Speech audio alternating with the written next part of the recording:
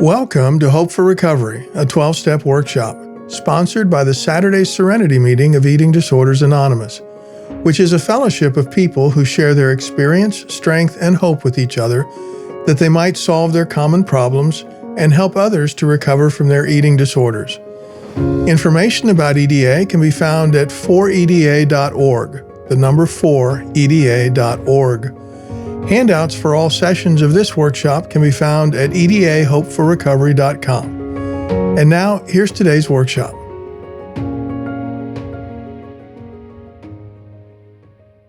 Welcome to bonus session 2. In bonus session 1, we went through some examples of different types of inventory work. And Trish shared her EDA story. This bonus session and the ones that follow contain inspirational sharing by members of the EDA Fellowship. In this session, Kelsey, Greg, and Kathy will be sharing with us. It's now my pleasure to introduce Kelsey W. from Florida. Go ahead, Kelsey. And Kelsey has her baby with her, so you might hear some baby sounds. Yeah. Thanks, Regina. Thank you. Yes, I'm Kelsey, and I am gratefully recovered from an eating disorder, and we're standing outside, so he's pretty enticed by everything out here, so he may not make a noise, but he might. I just want to thank you, Regina, so much for keeping me in mind for opportunities like this, especially in the season of motherhood. I'm a new mom, and he's 5 months old. It's very easy to become self-absorbed with me and my little family. So it's really, really helpful to continue to do things that are thinking about others. So thank you for that. And I just welcome everyone who's here, who's new to EDA, and all those that have been here for a long time, and just hope that something I share is of an encouragement. So I'm just going to kind of share what it was like and kind of what happened, which for me was several years of things, and what it's like now. And yeah, so what it was like, well, I grew up in South Florida, actually same place I live now, and grew up in a very loving household. I did have, some dysfunction in my family. My mother was an alcoholic and suffered with that, and she ended up passing away from that disease when I was 10 years old. So, of course, that allowed for some dysfunction in the household.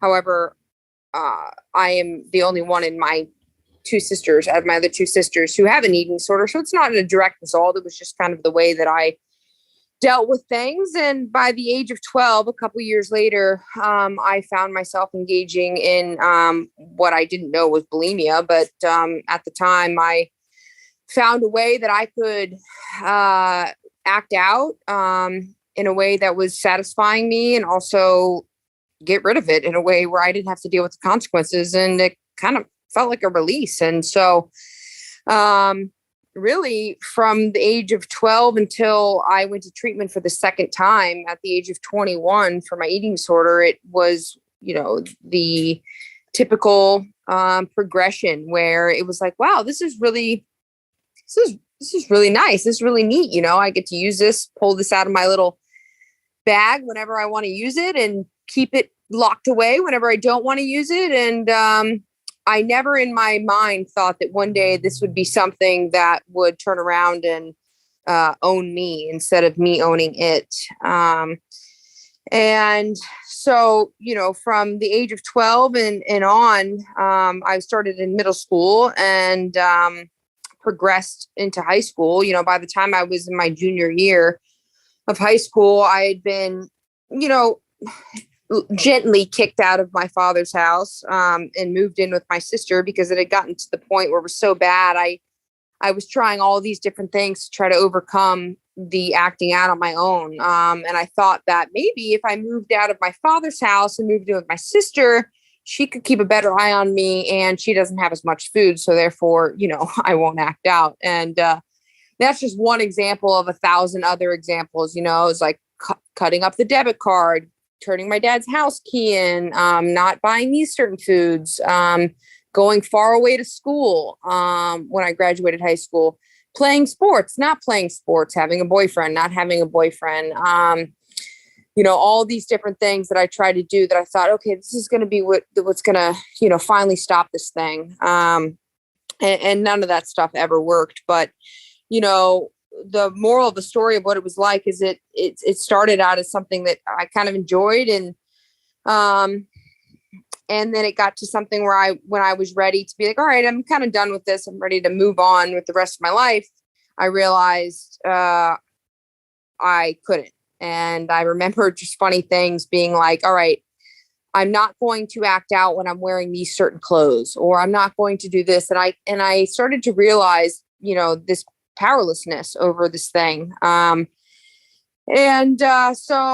I went away to school, and I actually played softball at a Division I school in the country, and it just progressively got worse and worse.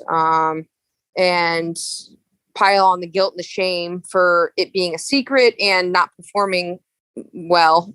I ended up going to treatment during one of the summers after my freshman year of college, and I thought, you're only going to touch my eating disorder. I'd still like to keep the anorexia. I'd like to get rid of the bulimia.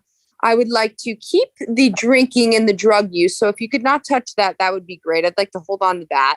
So what I call is this a la carte recovery. It was like, okay, you can't touch this and you can't touch that. But yeah, the whole binging and purging thing, that's not really suiting me anymore. So if you could just get rid of that.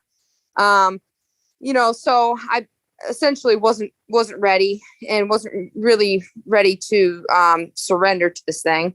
And by a couple of years later, I was finally licked, and I basically, was willing and ready to do whatever it took. And for me, that meant coming back to South Florida, going to treatment. And when I was in treatment in the Delray area, Delray Beach, I was trying out all these different 12-step food things. And a lot of them, I was like, oh, this one's weird. Like, this is weird. Like, this is just weird. I don't relate. I don't get this. And then I'd go into another and be like, this one's weird. I don't get this. I don't fit in here.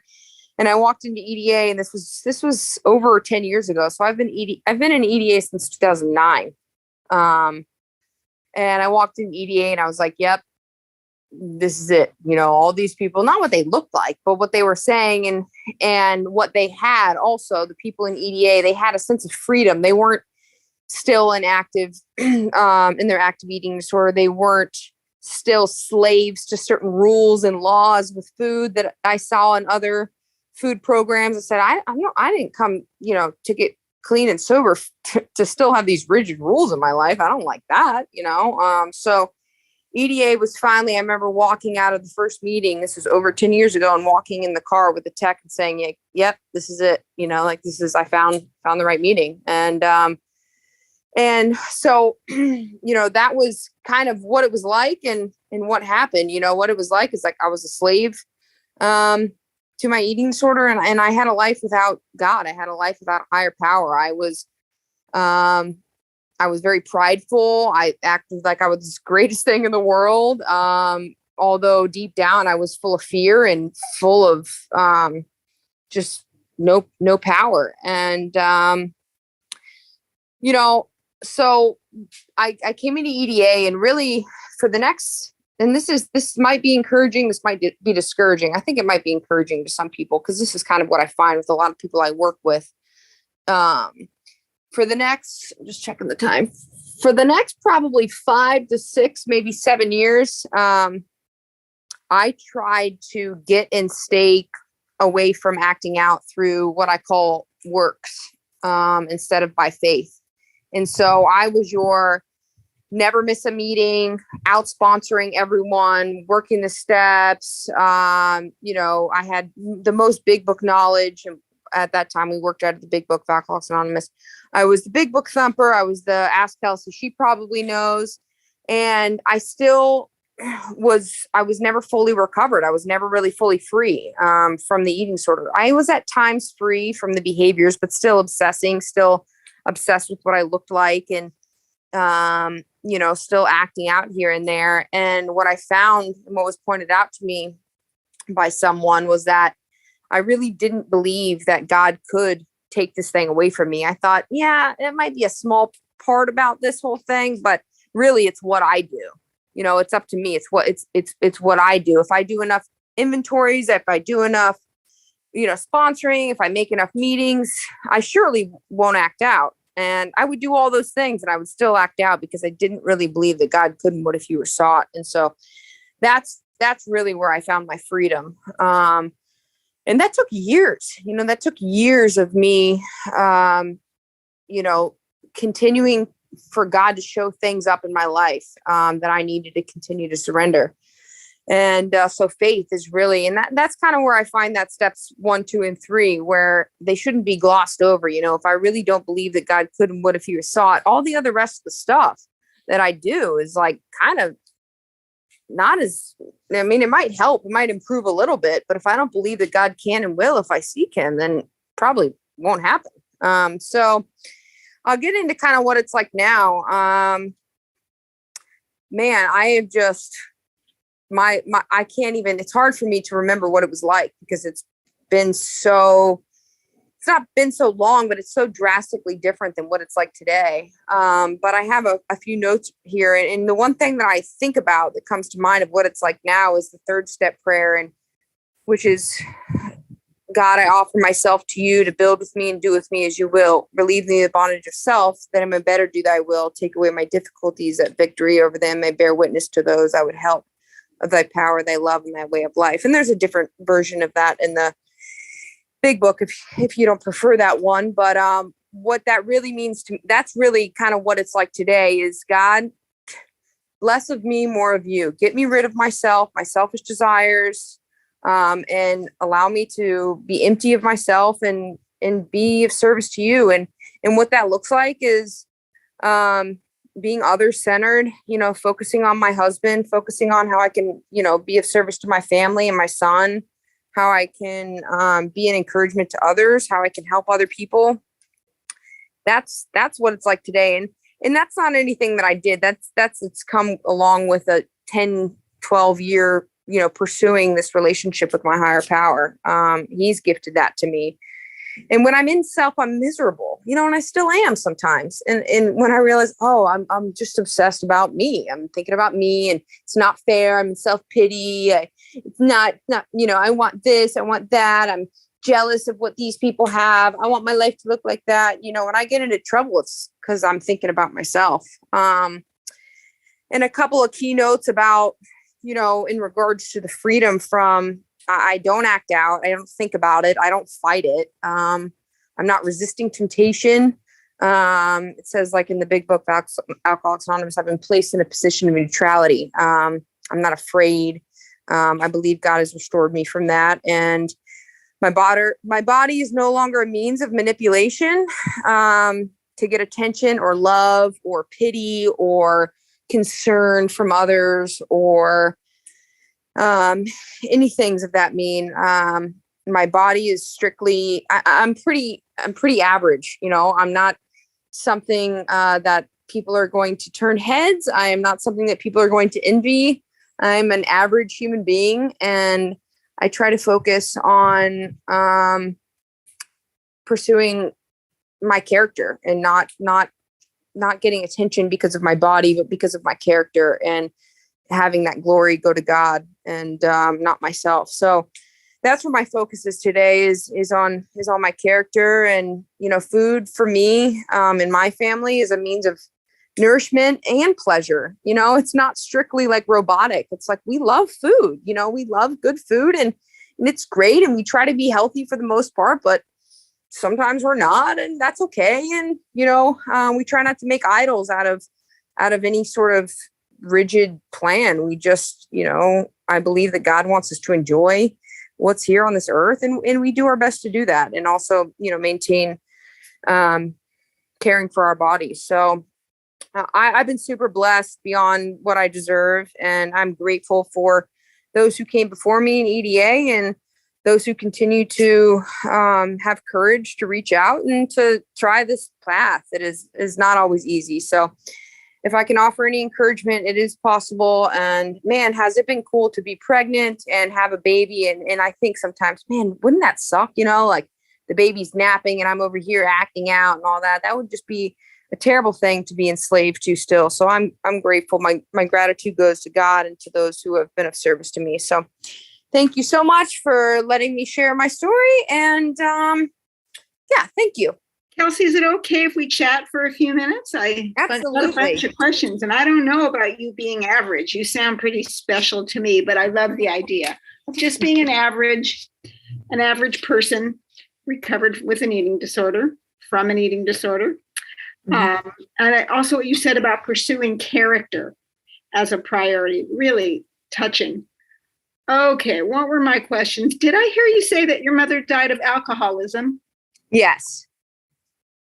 Yep. Did you need to pursue any treatment or counseling or anything special to address that? Yeah, I did. I really took after my father and kind of just tried to do what he did, which was get back to living life. And I think at 10 years old, there's no way to really comprehend or understand that. But my sister and I went to a thing called grief camp, where you went with a bunch of other people that maybe have lost family members. And I had counseling over time, but I just, there was nothing that was really going to stop my path from my destruction with my eating disorder and the drinking and all that other stuff. So you did become an alcoholic like your mother? Yes. The eating disorder really took me out a little bit harder than the alcohol did. But, I never became physically dependent on the alcohol like I did my eating disorder. But I mean, I got sober and came into EDA when I was 21. So if you would have given me a couple more years, I'm sure I would have been right there. Got it. I loved it when you said that at one point you were free from behaviors, but not necessarily free from the obsession. We see some people coming into EDA and in EDA that don't really have behaviors, but the obsession is sure there. Mm-hmm. How old is your son, did you say? I mean, I don't think you did. How old is your son? My son is 5 months. Okay. So yes, how wonderful to have your pregnancy in. Instead of out. You talked about step 2, how important it was for you to believe that God could restore you to sanity. Mm-hmm. A lot of people kind of get stuck on step 2. They don't believe it. Mm-hmm. And, I say things like, well, do you believe that I recovered? Mm-hmm. Okay, good enough. Let's go on. How do you, important is that hope is, and that trust. How do you help people who are not there, but really needing to work the steps? It's a really good question. So what I was called to do by the person I was working with, and this is kind of what I do with people I work with, is we pull out the doubts of why someone doesn't believe. So what's kind of preventing you from fully believing that God can do this? And I would write those things out. And what I did at that time was I made a decision to deny those things, abandon those things, look past those things, and make a choice to fully believe. And it felt a little phony. It felt like, I don't know, these things feel really strong that I don't really believe God can do this. But I just made a decision that 100% I was going to deny those things and fully jump into this belief. And that's kind of how I did that. And it was a decision that I made to fully trust and fully believe, that whole believing before you see. And that was my journey to full freedom. Wonderful. Kelsey, it's pretty clear from your share that God is very important to you. I'm assuming to your family, your immediate family. How do you manage sponsoring people who are atheists or agnostics? Mm-hmm. Have you worked with any? Because you seem to be an active sponsor. Yes, I have not. I have started working with people that do have that stance, but I'm a little old school. When I came in, we used the big book, and from my understanding and my interpretation of that was, this thing's not possible if you're not going to believe in a higher power. And so I know that, and I respect that the EDA book has kind of taken on a little bit different broad, but I haven't experienced, and I personally didn't experience any freedom until I fully believed in a higher power. So as long as someone's open to it, then I pursue that. But if someone's a hard no on it, it's really difficult for me to try to tell them what I did in that sense. Yeah. So as long as they say they're open to, they don't believe in God, but they're not card carrying atheists, you can move forward. Yes. Yep.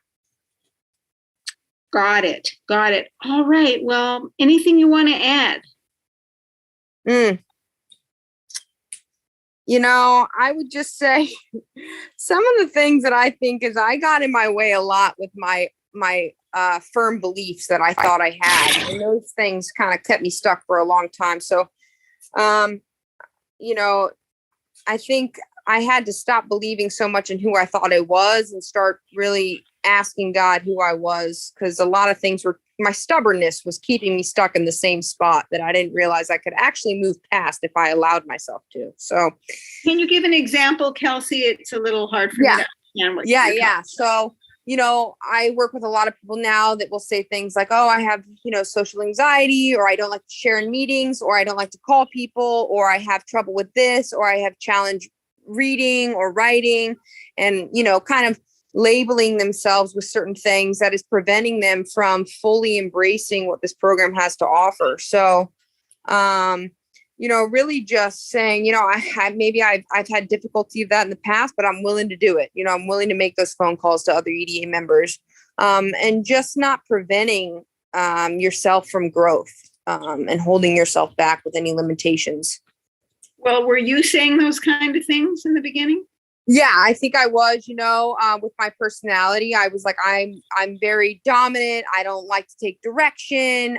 This is how I am. I'm an athlete. I blah, blah, blah. And those things kind of kept me from humbling myself for many years. Yeah. Got it. What were some of the things that were hardest for you to do when you began working with an EDA sponsor? Or were you pretty beat down and willing? I was pretty beat down and willing, and I was obedient. I think because of my past with being an athlete and all of that, I did what they said to do. I think the faith was the hardest thing for me to do, was my faith was to fully believe in this God thing. Everything else I do, I'd show up when you want me to show up. I'd do the things you want me to do. I'd have the assignments done, but would I fully let go and surrender and trust with the things that scared me the most? Those were the most difficult things for me. Okay. Well, it's been great connecting with you, and I thank you for your time, and you enjoy that precious boy. Kelsey is wearing a, what do you call that thing you're wearing? It's called a ring sling. It's like one of those things that I probably said I'd never buy. But it wraps the baby and looks like a little Tarzan. He's hanging on me, and he's watching the phone. Say, hello, Miss Regina. All right. Well, you enjoy that beautiful Florida weather, and we'll hope to see you. Thank you so much. Yeah. Bye-bye. I'd like to introduce Greg from Canada.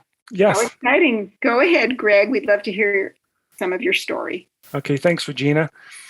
So my name is Greg, and I'm recovering from an eating disorder. And I come from about an hour north of Toronto, if you know where that is. And I came into EDA sometime I'll say it was winter/spring. I had been in another 12-step program for food abstinence for many, many years. And it was about a year and a half ago that I had reached out to my naturopath, who introduced me to this concept called intuitive eating. And all kinds of light bulbs went on, because for years and years and years and years in this other program, I was trying to get abstinence. And sometimes I would get abstinence. And when I got abstinence, I kind of felt like a rock star, which isn't really a humble place to be.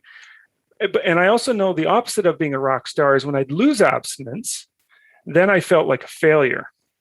And I kept going through this continuous cycle of feeling really successful and so grateful for my abstinence, and I could sponsor people, and then I'd lose abstinence, and then I felt like a failure, and I had to let my sponsees go because I was in the disease and I was in the sickness. And so when I found out about EDA, at first I thought, what's the difference? And then I looked closely at the language, and the language really spoke to me, for a whole number of reasons. Something I've learned about myself, there's a word that I started hearing called orthorexia, and I hadn't heard that too long ago. But I realized that's kind of the cycle I was in. I've been on diet plans for years. I'm talking more than half a lifetime. And so again, I would go through these cycles of losing massive amounts of weight and feeling super successful. And it was almost like a high, like every time I found a new diet. And I did this diet in this other program. Like I would find diets and they were always extreme. And sometimes I was literally starving myself. And I liked the feeling because I felt like I'm getting my money's worth. Like I can feel the effects, even though there's a couple of times health professionals said, Greg, what are you doing? Like, you got to eat, man. And so again, I would go through this kind of Jekyll and Hyde kind of existence where I would have these moments where I would, I'd go into these health food stores and I'd buy these like this organic food and super foods, healthy foods. And again, I would feel so successful and I'd be very judgmental of all those other people that was eating this poisonous forbidden food. But then 2 weeks, 2 months, 2 years later, I was into the poisonous forbidden foods. And so anyways, when I did come to EDA, like I've been in the 12 steps for many years. So I really wanted to come in with kind of a, that honest, open and willing kind of attitude that they talk about, generally speaking, in 12-step programs. And so I immediately got myself a sponsor and I thought, I'm just starting from ground zero. I'm going to act like a newcomer because I am a newcomer in EDA. And so I did go through the steps and it was good. And I love the fourth step in EDA. It's a little different than any other way that I've heard the fourth steps before. It's just a little more, I don't want to get into all the mechanics of it right now, but I love some of the language that EDA uses. I like the language they use in the fourth step inventory. I like the language they use for higher power. Like, to me, it's much more welcoming to people who might be atheist. I'm not an atheist, but many people are, and or agnostic. And so again, the language just worked really, really well for me. So the kinds of things I'm learning in EDA is it's self-care, not self-control. I always wanted to control my eating, and I'm still working on the moderately full concept.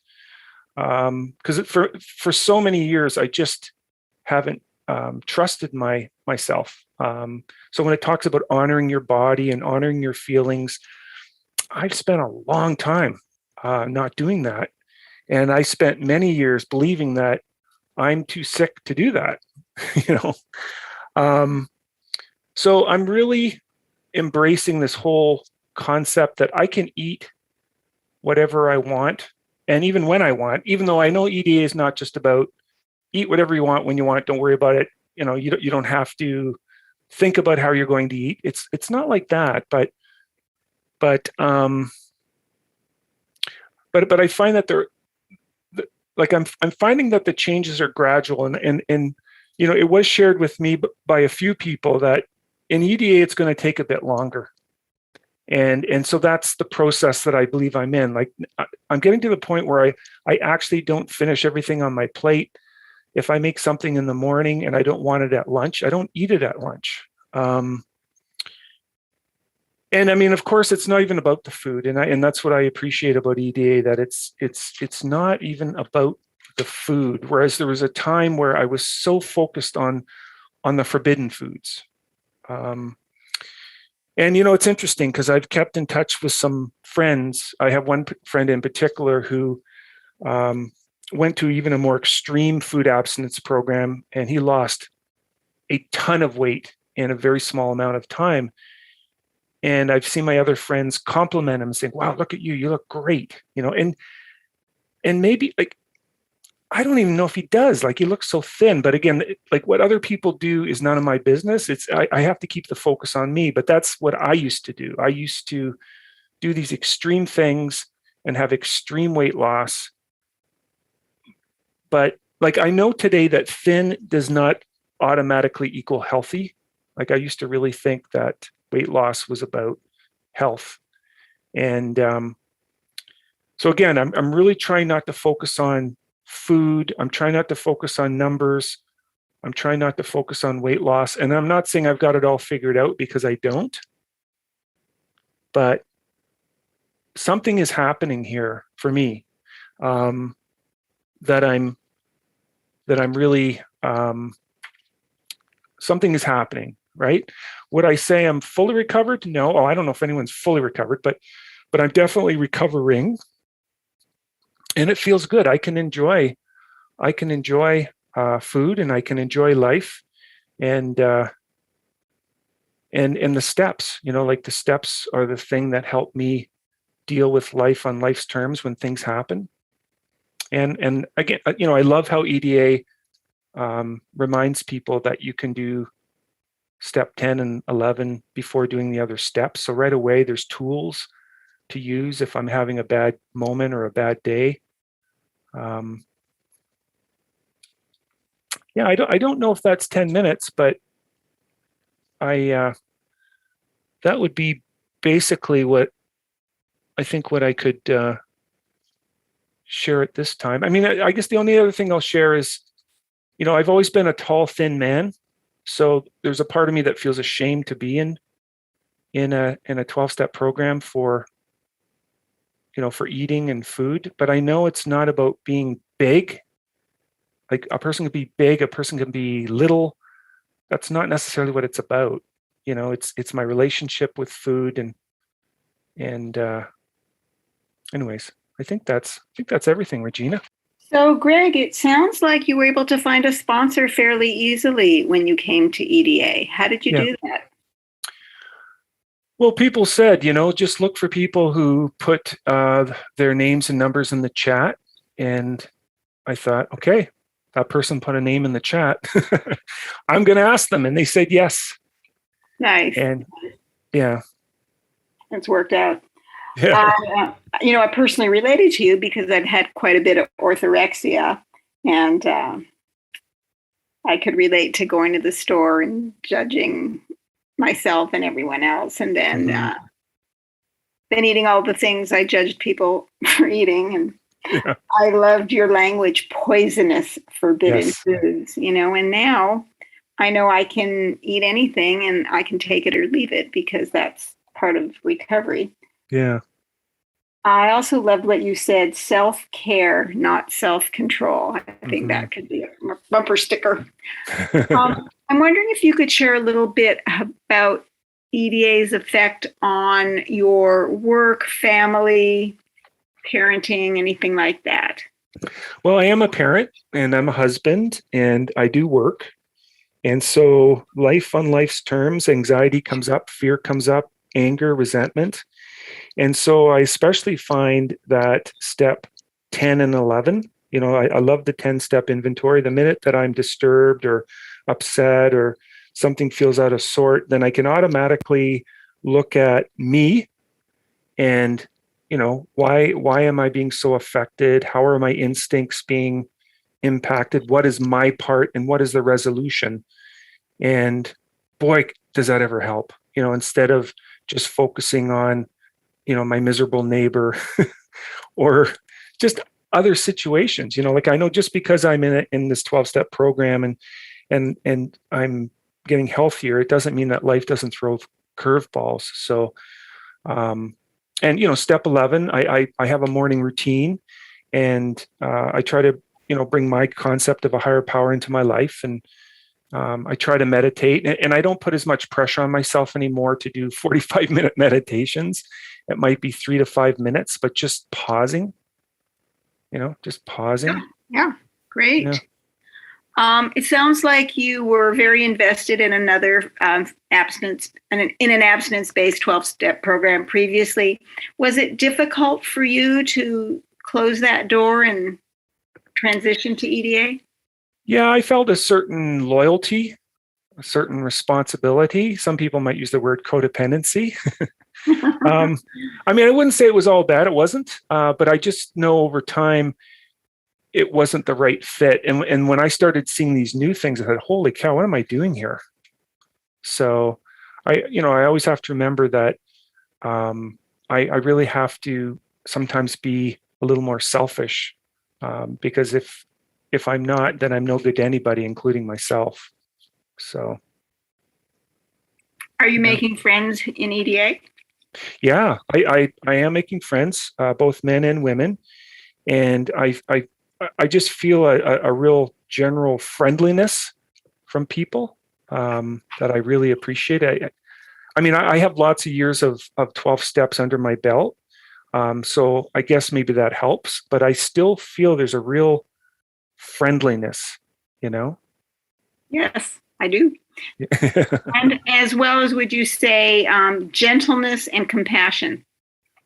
Oh, absolutely. And that's a really important piece. In another program, I couldn't chair unless I had 6 months abstinence.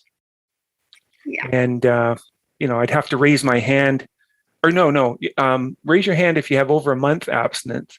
So if I didn't have over a month, then I'd be shamefully sitting there, not raising my hand. Right. Well, don't want to criticize other programs, but I'm glad that you made it here with me. Yes. All right. Very much. We're going to move on, and thanks again. Okay. Thank you. It's now my pleasure to introduce Kathy G. from Colorado. Go ahead. My name is Kathy G., and I live in Colorado. I am fully recovered from my eating disorder. What it was like. My eating disorder began when I was a baby. I was allowed to sleep for 23 hours straight before I would wake up. My parents thought I was the best baby ever.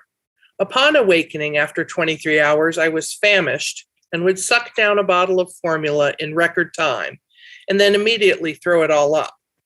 I was essentially a bulimic baby. My sleep, nutrition, and weight were all extremely out of balance. By 6 weeks of age, I was readmitted to the hospital for malnutrition and failure to thrive. My parents were scolded for not waking me up to feed me every 4 hours. As a child, I lived in a neglectful, abusive home.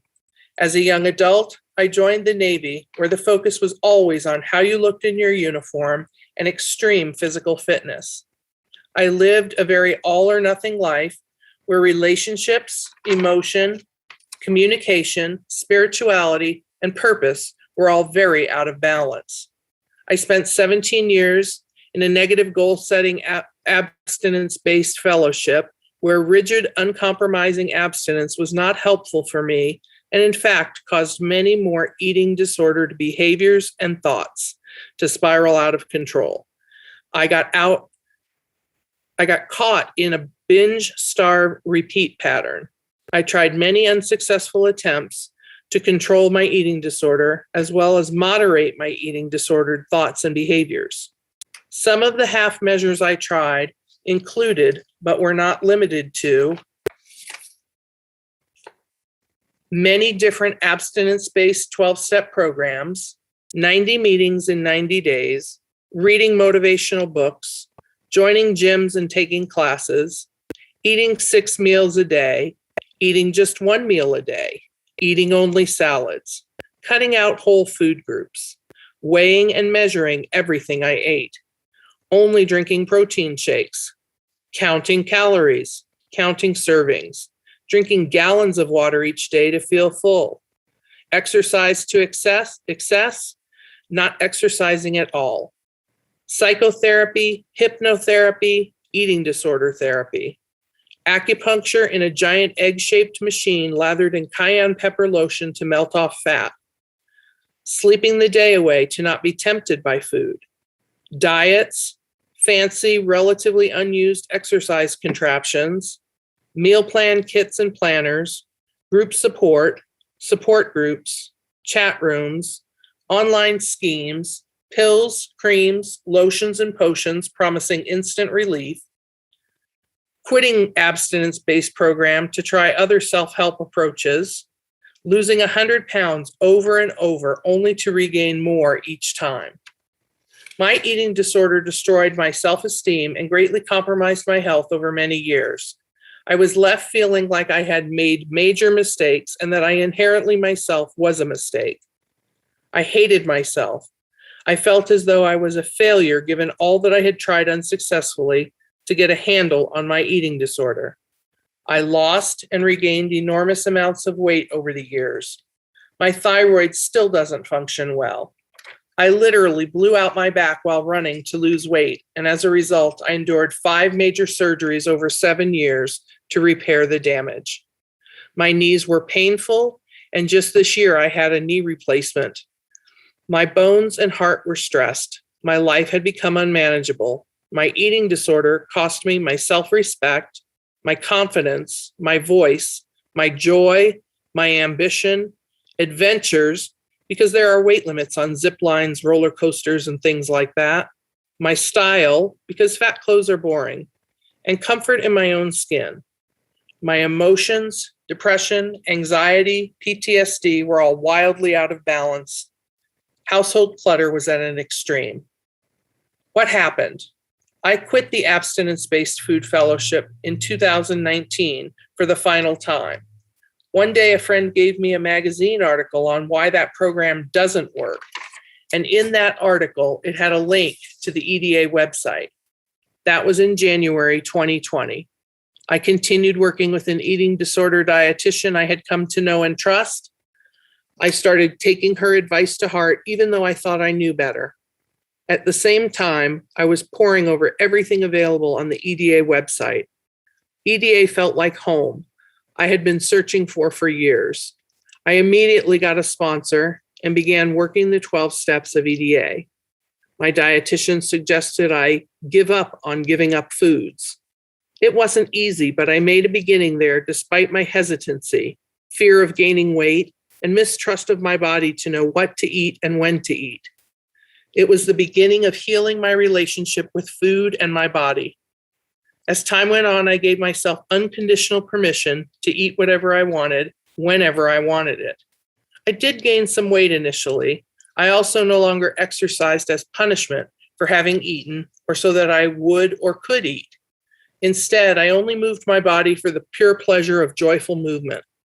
None of this was easy at first, but it all became very natural as time passed. While working the steps with my sponsor, especially steps 10 and 11, I came to know my higher power on a much deeper level and began to more fully rely on him. I experienced a radical transformation in thinking, which led to more desirable behaviors, peace, and freedom. I began doing service immediately by leading meetings, making phone calls to others, joining committees to lead workshops, etc. After I completed the 12th step, I immediately began sponsoring. As part of my own step 2, I wrote out what my life would look like if and when I was restored to sanity and balance.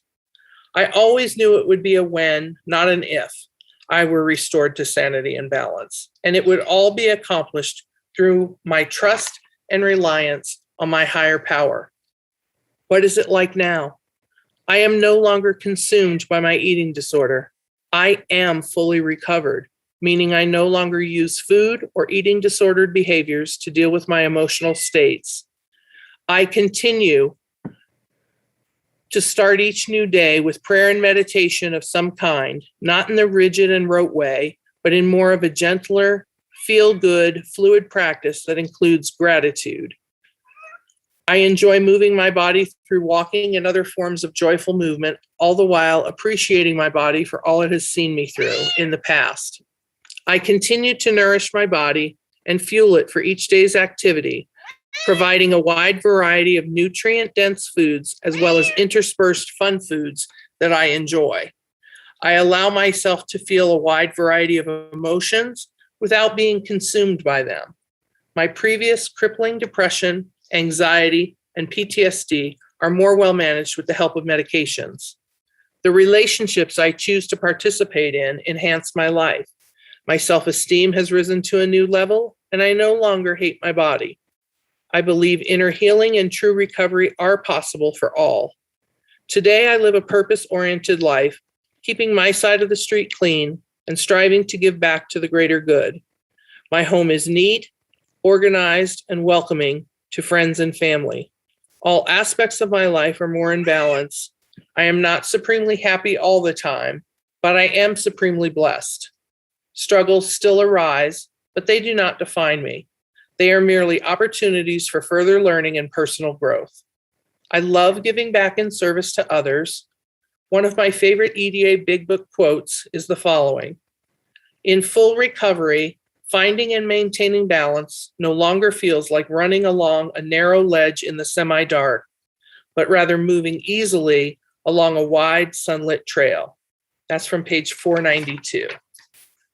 To be of maximum service to my higher power and others, all I need to do is stay accountable for what I'm thinking and feeling by doing a daily 10th step to restore peace and balance, address my basic needs daily, one of which is maintaining daily contact with my higher power through step 11, so that I know I have a higher power and that I am not him, and find gratitude daily for what I have.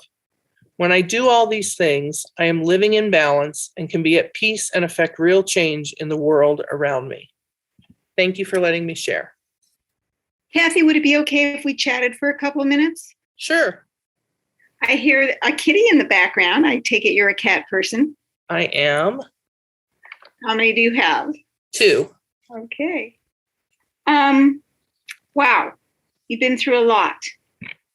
And it sounds like you've had a lot of physical pain that you have had to deal with in recovery. Yes, that is true.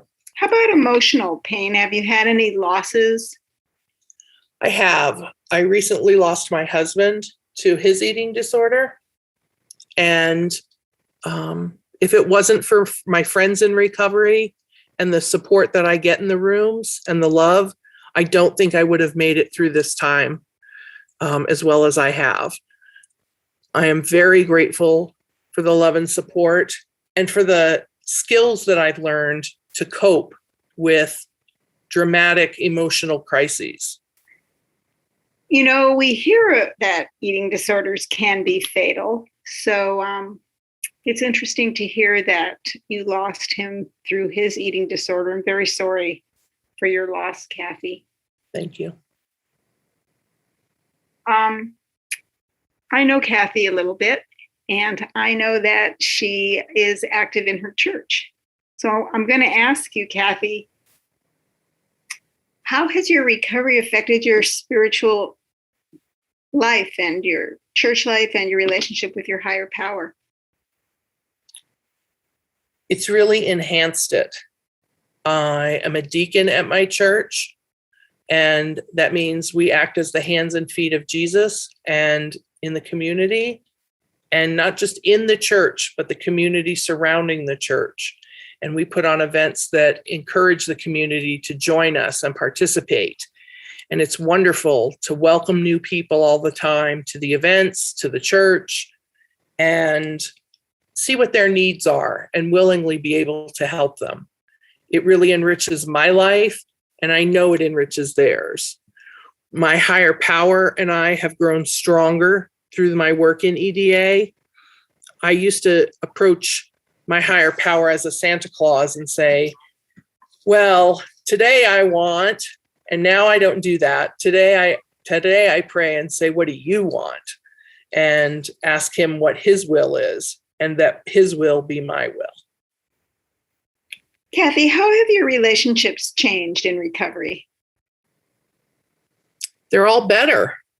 I get along great with my sisters, which for many years was a struggle. I can tolerate my parents, even though I have great boundary issues and disagreements with them on an ongoing basis. I no longer focus on that negative. I try and see the positive and the good in our communication and in our relationships. Very nice. Okay, well, thanks again, Kathy. We hope you enjoyed today's workshop. More information about Eating Disorders Anonymous can be found at 4eda.org, number 4eda.org. The handouts for this workshop can be found at edahopeforrecovery.com. We encourage you to check out one or more of the many EDA Zoom or in-person meetings. Many of us have found recovery from our eating disorders in these meetings and hope that you will too. Until next time.